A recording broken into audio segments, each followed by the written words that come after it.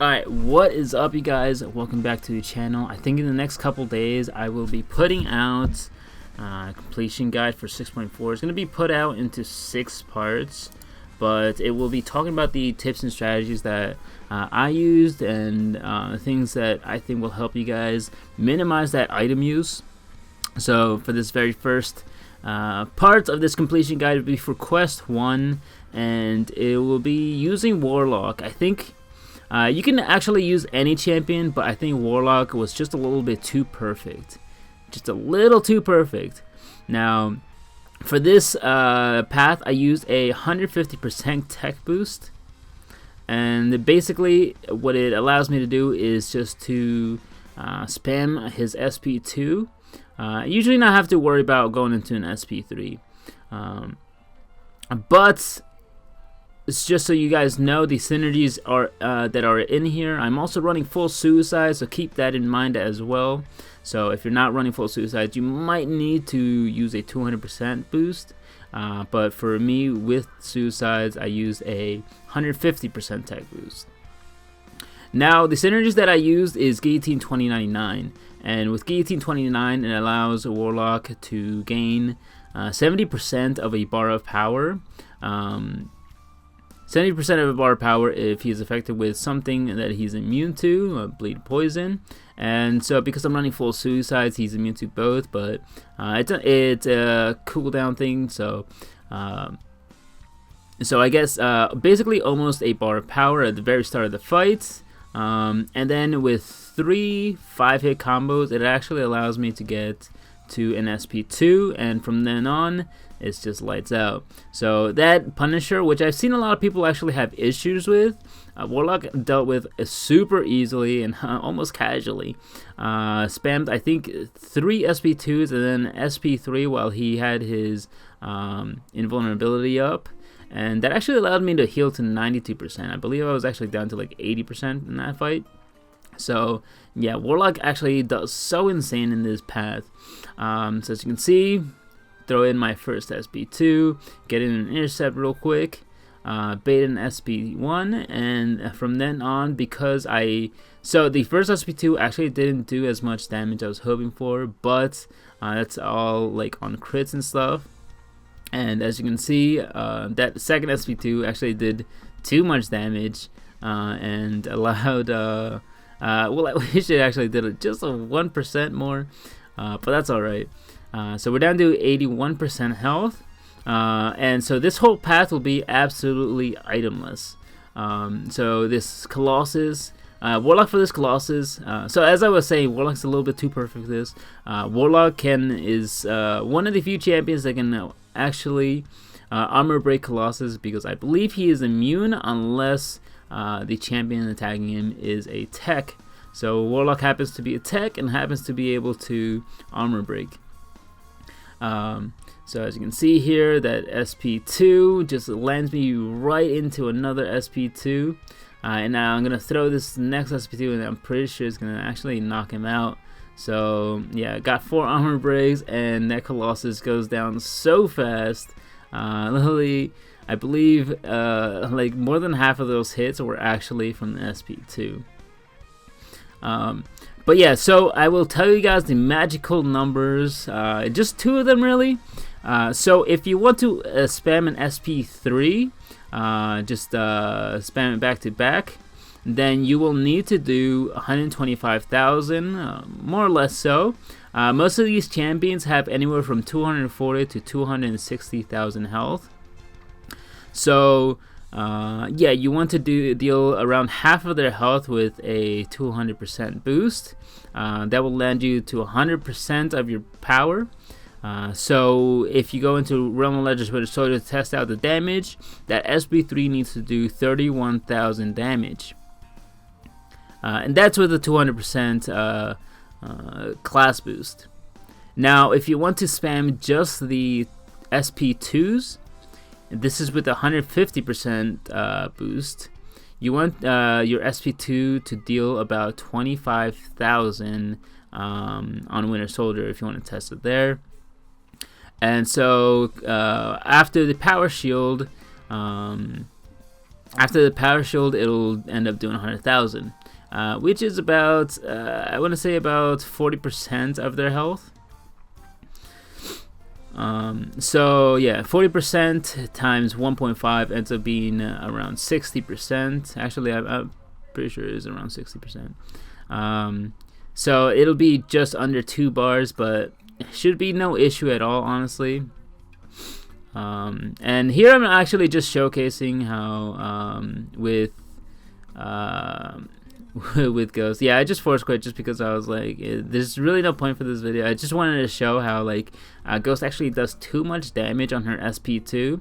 So actually, it's actually better for me to use Warlock because for the sake of time and for the sake of damage, I can just spam the SP2s with Warlock. Where with Ghost, I actually had to wait out and potentially take Bane damage. Plus, Sabretooth also has that heal, so that's why another reason that Warlock is just so good for this path, because he can heal block this Sabretooth. I don't have to worry about it. Plus, because he's healing, it also power drained him a bit. Alright, but again guys, those magical numbers are 100,000, 125,000 after power shield, or 25,000 and 31,000 using 150% boost or 200% respectively. Alright, and so take on this Sabretooth with Warlock, and you guys will see he just kind of shreds it. So going for a parry, SP2, and he throws his special attack, and then I just throw in another SP2, and yeah, that SP2 just freaking obliterates his health, just because we have the armor break from the previous SP2. Alright, and I believe this is Venom and then Morningstar. So for this Venom, I could have used the Warlock too, but I believe I just used Sunspot. But essentially, the biggest worry about this path is really the Bane. If it wasn't for anything else, this path wouldn't be that big of an issue.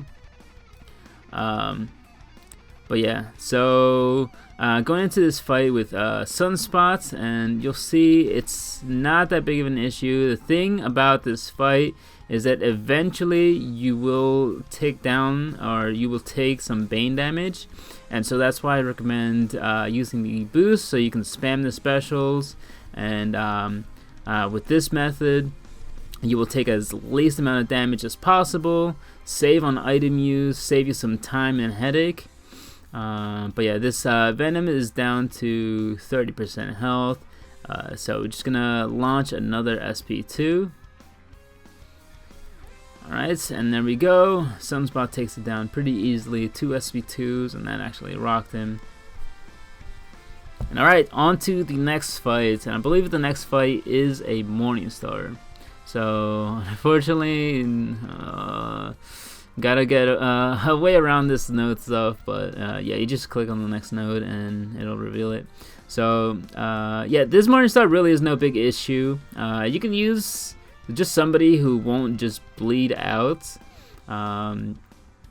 Unfortunately, I did mess up with the Warlock here, so here the boost, the class boost, do you know good, because the note on Morningstar is that you can only gain power if she uses a special attack, and yeah, so here it won't help you, but for the rest of the lane, it did such an immense amount of work that I think you guys shouldn't have that big of an issue with this Morningstar. There's really nothing going on in this fight, so here's where I messed up. I got in for intercept, and somehow she intercepts me. I must have gone in too late, but oh well, no big worries. Just gonna go in with Ghost and finish her off.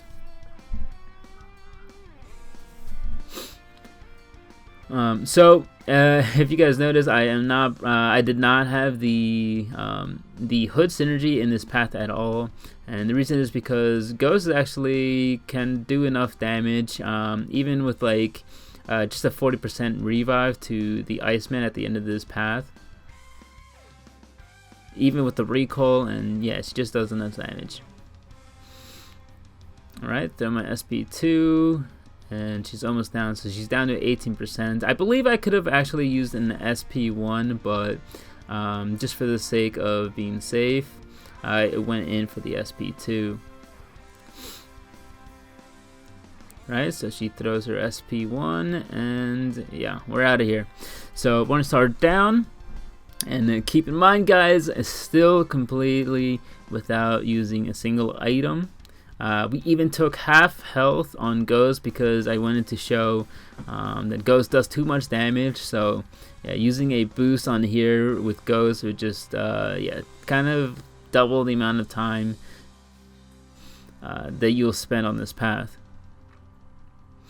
Alright, and we're on to the Iceman Boss, and this fight is actually pretty easy with Ghost, but so the only thing about this fight is that he's stun immune, really. There's not really any other thing you really have to worry about, just the cold snap and the stun immunity, and aside from that, you should be fine.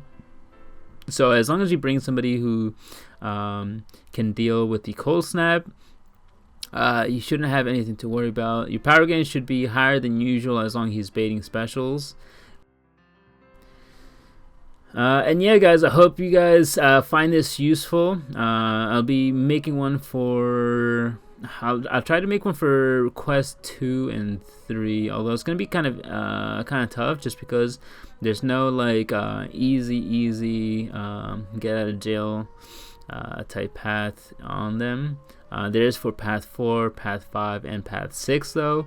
I mean Quest 4, 5, and 6. But yeah, we'll try to find the best possible way to get through Quest 2 and 3 with as little item use as possible. So with that, guys, I hope you guys enjoyed. I hope this helped you out. And yeah, take care.